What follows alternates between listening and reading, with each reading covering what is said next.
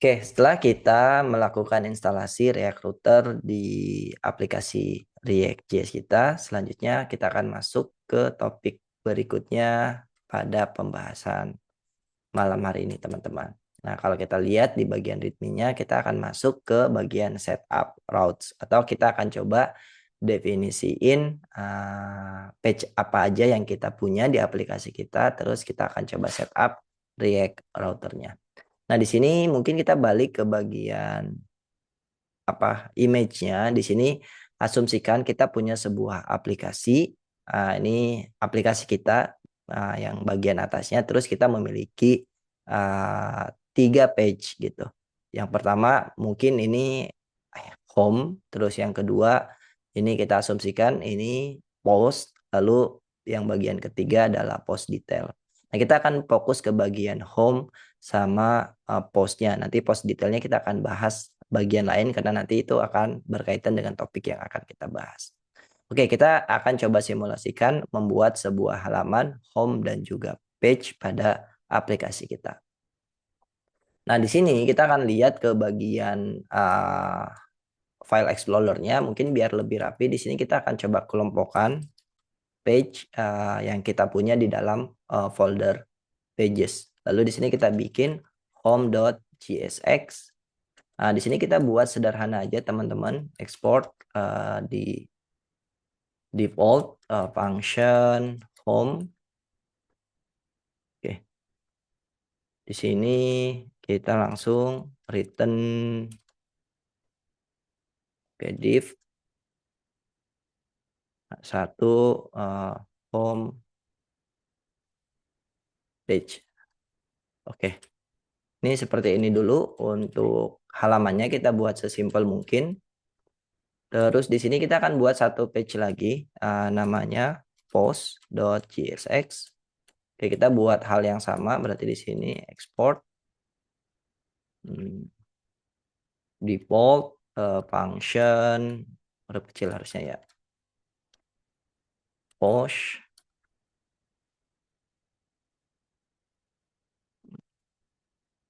return di sini div. Oke. Satu di sini berarti post page. Oke.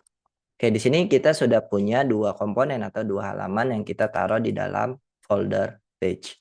Nah, selanjutnya kita masuk ke bagian setup daripada React routernya. Nah, di sini sudah dicontohkan atau diberitahukan bagaimana cara kita melakukan setup React router di aplikasi React.js kita. Yang pertama di sini kita perlu komponen yang bernama browser router. Nah, nanti teman-teman bungkus entry point daripada aplikasi teman-teman dengan menggunakan komponen browser router ini.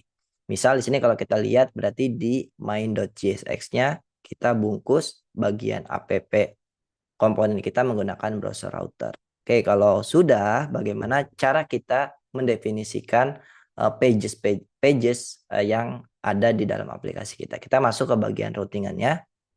Nah, di sini kalau teman-teman lihat untuk membuat sebuah pages kita butuh komponen yang bernama routes. Lalu di sini ada komponen route untuk mendefinisikan page apa aja yang kita miliki atau yang kita punya di dalam aplikasi React kita. Kalau teman-teman masih bingung, nggak apa-apa, kita akan langsung masuk ke bagian demonya. Oke, berarti di sini kalau kita lihat entry point daripada aplikasi kita di bagian main.csx-nya. Nah, di sini tadi kita perlu yang namanya import browser router, terus di sini kita import route sama route. Oke. 3 komponen itu yang kita butuhkan di dalam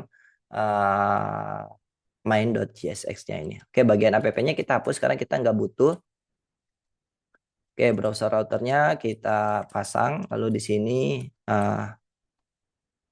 oke, routes-nya juga kita pasang. Lalu di sini kita tiba kepada bagian untuk mendefinisikan page apa aja yang kita punya di dalam aplikasi React.js kita. Nah, di sini berarti kita buat atau pasang route.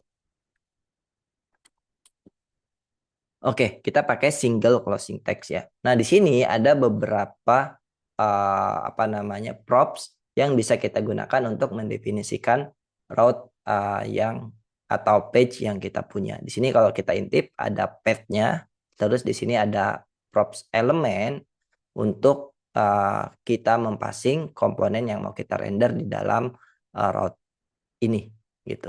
Oke, kita langsung pasang di sini misalnya berarti path-nya apa? Karena ini adalah halaman home, kita pakai slash, lalu di sini ada elemen. Oke, elemen apa atau komponen apa yang mau kita render. Di sini berarti home komponen.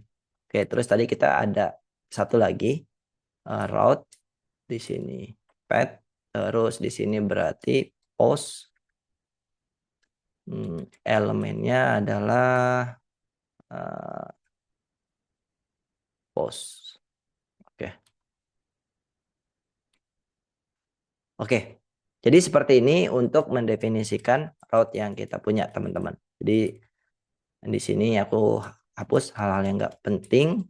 Sebelum aku recap, mungkin kita akan langsung lihat hasilnya ya. Di sini kalau kita intip, oke teman-teman sudah lihat di bagian aplikasinya di browser kita sudah melihat tulisan home page, yang dimana home page ini bisa terlihat di dalam aplikasinya karena kita sudah memasang browser router ini, terus komponen home yang kita render di bagian path slash gitu. Di sini teman-teman bisa intip.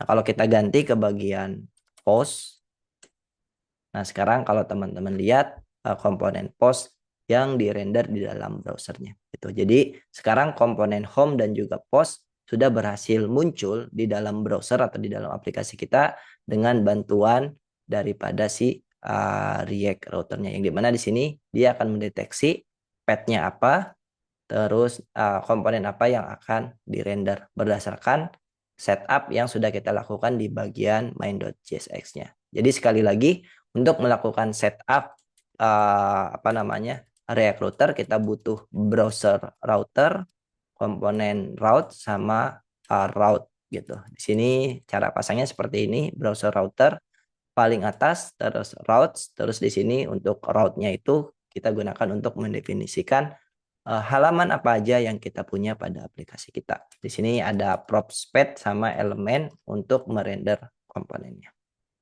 Itu untuk bagian setupnya dari Bapak Fahri. Ada yang ingin ditanyakan? Silahkan. Oke, jadi menarik banget ya. Sekarang kita eh, bisa apa ya?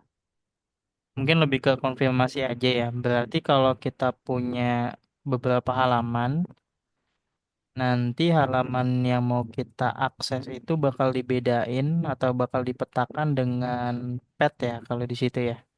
Jadi kalau kita bukanya path slash post gitu ya, yang nampil bakal komponen atau halaman yang post gitu ya. Betul. Oke. Ya, betul seperti ini. Jadi sekarang untuk merender komponen dalam aplikasi kita itu akan disesuaikan dengan path yang ada di URL-nya gitu. Jadi nanti dia si recruiter ini akan ngecek path-nya apa, terus komponen apa yang harus dia render berdasarkan setup yang ada di sini, Bapak. Oke, baik. Oke, terima kasih, Kang. Oke.